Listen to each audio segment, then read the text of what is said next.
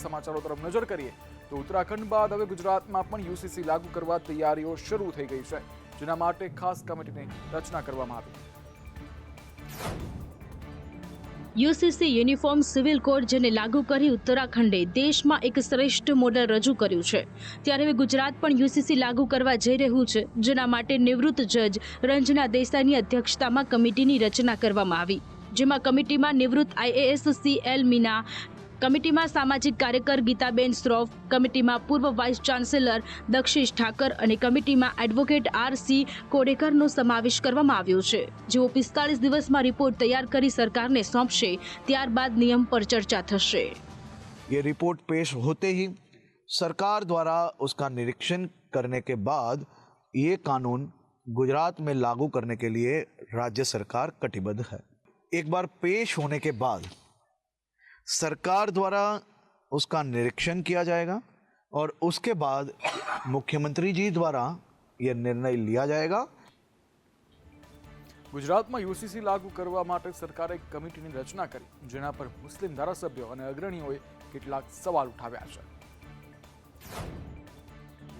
UCC committee પર જમાલપુર ખાડિયા ધારાસભ્ય ઇમરાન ખેડાવાલાએ કહ્યું કે સરકાર અન્ય વિષય કરતા મુસ્લિમોની વધુ ચિંતા કરી રહી છે, કમિટીમાં મુસ્લિમ સમાજના સભ્યો હોવા જોઈએ। એના અંદર વધારે કમિટીના અંદર જે સભ્યોની નિમણૂક કરી છે એના અંદર હું સમજુ છું કે મુસ્લિમ સમાજના સભ્યોની પણ નિમણૂક થવી જોઈએ। ચૂંટાયેલા પ્રતિનિધિ છે, સારા જે સમાજના આગેવાનો છે, મુસ્લિમ સમાજના આગેવાનો છે, એના અંદર પણ એ લોકોને એમના જોડે વિચાર વિમર્શ થાય, એના પછી આ અમલ થાય। તો મુસ્લિમ અગ્રણી ડોક્ટર શૌકત ઇન્દોરીએ કહ્યું કે આ મુસ્લિમોના ધાર્મિક હક પર તરાપ છે, બંધારણે મુસ્લિમોને ધાર્મિક હક આપ્યા। ભારતનું જે બંધારણ છે આપણે એ દરેક ધર્મના લોકોને ફ્રીડમ ઓફ રિલિજનનો રાઇટ આપે છે કે એમના જે પણ પર્સનલ લો છે એનું જે છે એના ઉપર અમલ કરે, એનો પ્રચાર બધું જ કરી શકે છે।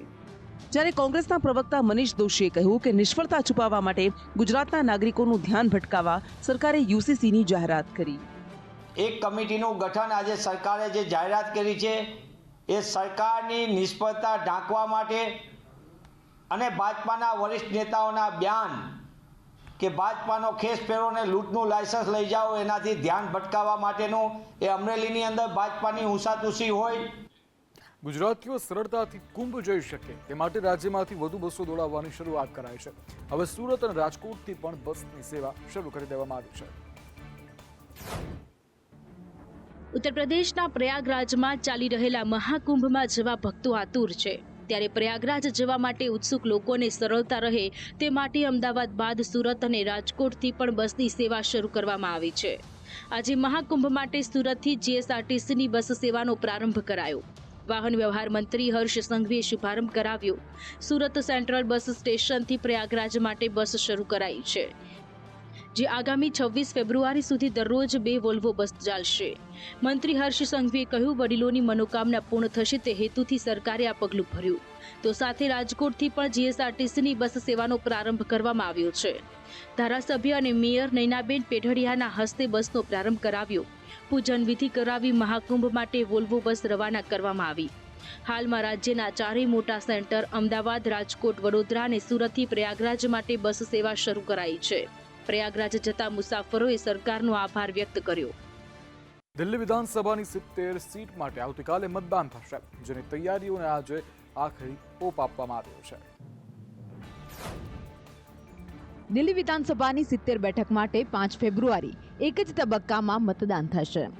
લોકસભા ચૂંટણીમાં ઇન્ડિયા બ્લોકનો ભાગ રહેલા 5 પક્ષો એકબીજા સામે ચૂંટણી લડી રહ્યા છે, જેમાંથી આમ આદમી પાર્ટી અને કોંગ્રેસ બધી 70 બેઠકો પર આમને સામને ચૂંટણી જંગમાં ઉતરી છે। તે જ સમયે ભારતીય કોમ્યુનિસ્ટ પાર્ટી CPI 6 બેઠક પર પોતાના ઉમેદવાર ઊભા રાખ્યા છે।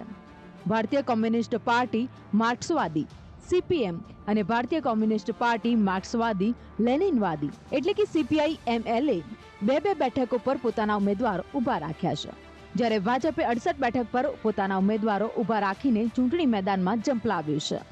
ગઠબંધન પક્ષોને 2 બેઠકો આપવામાં આવી છે, જેમાં જનતા દળ યુનાઇટેડ JDUએ બુરારીથી પોતાનો ઉમેદવાર ઉતાર્યો અને લોકો જનશક્તિ પાર્ટી રામવિલાસની પાર્ટી LJP RA દેવલી બેઠક પરથી પોતાનો ઉમેદવાર ઉતાર્યો છે। સ્થાનિક સ્વરાજની ચૂંટણીને લઈ રાજ્યમાં માહોલ ગરમાયો છે. ધરમપુરમાં ભાજપ કોંગ્રેસ વચ્ચે હાઈ વોલ્ટેજ ડ્રામા જોવા મળી રહ્યો છે. સ્થાનિક સ્વરાજની ચૂંટણીને આડે ગણતરીના દિવસો બાકી રહ્યા છે. આજે ફોર્મ પરત ખેંચવાનો અંતિમ દિવસ હતો અને પરિણામે માહોલ પણ ગરમાયેલો રહ્યો. કોંગ્રેસે સતત તેના ઉમેદવારોને ફોર્મ પાછું ખેંચવા ભાજપ દબાણ કરતું હોવાના આરોપ લગાવ્યા. બીજી બાજુ વલસાડના ધરમપુરમાં મામલતદાર કચેરીમાં ધક્કામુક્કી થઈ.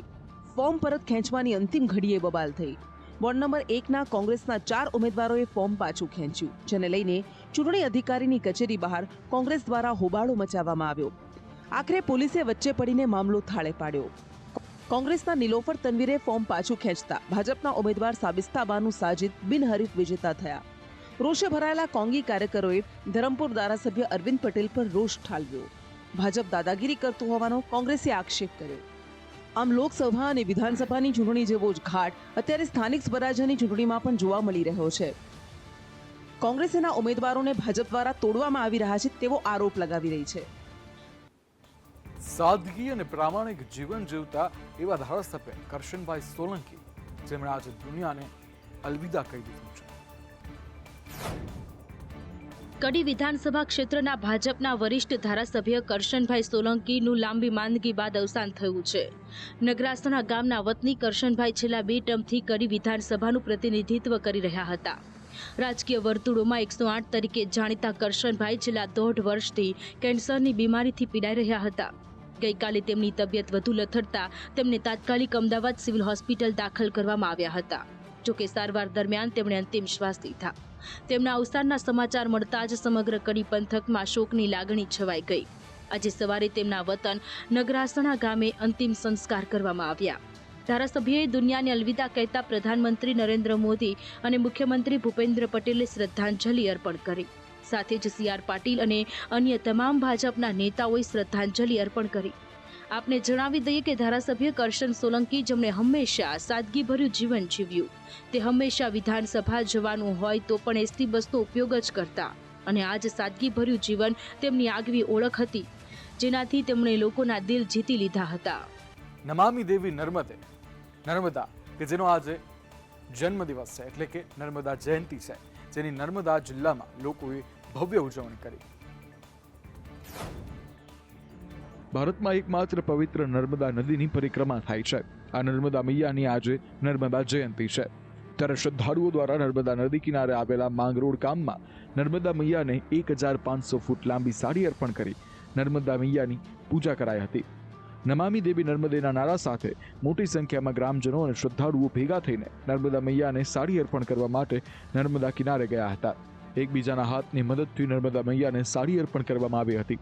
સાથે સાથે 10 થી વધારે નૌકાઓની મદદ લઈ શ્રદ્ધાળુઓ નાવમાં બેસી નર્મદા મૈયાને સાડી અર્પણ કરી હતી. શાસ્ત્રો અનુસાર નર્મદા નદી કુમારિકા છે અને નર્મદા નદીને શિવપુત્રી પણ કહેવાય છે. ત્યારે નર્મદા નદીની પૂરી પરિક્રમાની સાથે સાથે ચૈત્ર મહિનામાં આવતી ઉત્તરવાહિની નર્મદા પરિક્રમાનું પણ ખૂબ જ મહત્વ છે.